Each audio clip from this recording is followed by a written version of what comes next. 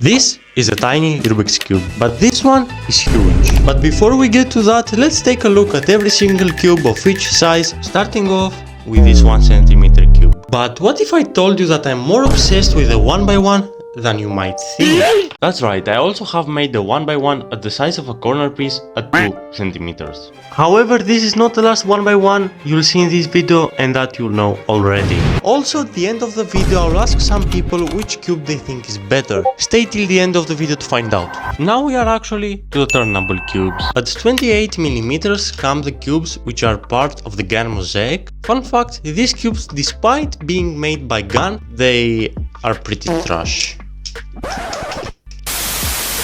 Yeah. Okay, now it's time to move to the normal sized cubes. Or is it? Not yet. Because ironically, I have also this pretty small 3x3 at 35mm. Now we are actually at the normal sized cubes. This is the MGC 2x2 at the size of 50mm. For those people who are going to wonder what is going on with the logo, well, it is peeled off. So this size is where the cube starts to feel comfortable in the hands. At 54mm we've got these two cubes. The first cube is the parents cube, which is basically a 3x3 shape mod. However, this one, well, if you are an OG member of the channel, you know what it has suffered. However, at 55.5mm we have the Tornado V3 at arguably the best size for a 3x3, and combined with the insane performance of the cube, it's obvious why I like this cube so much. Also at this size comes the MGC 3x3. Moving on to the most popular 3x3 size, we have the GAN 11M Pro, the RS3M 2020 and the GAN 356R. I do slightly prefer the Tornado size, but 56mm is fine as well.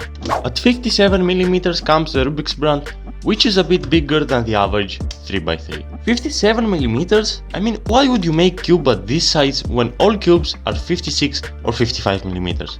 It doesn't make any sense. And as I'm saying that, there are people out there who make 59mm Rubik's cubes. This is starting to become ridiculous, as it has almost the same size as the MGC 4x4 at 60mm. This is a great size. Except, there is of course this annoying no-name brand 4x4 at 62mm.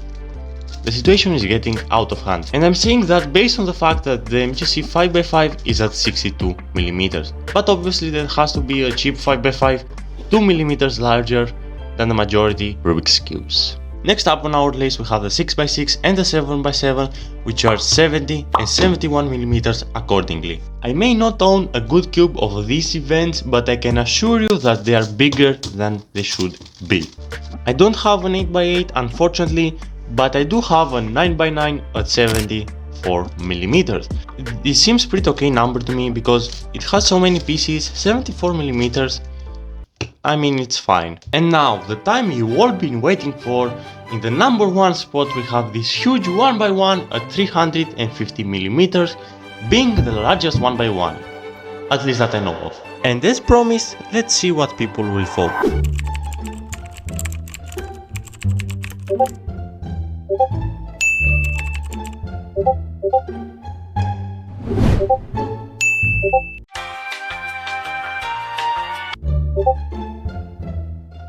Okay.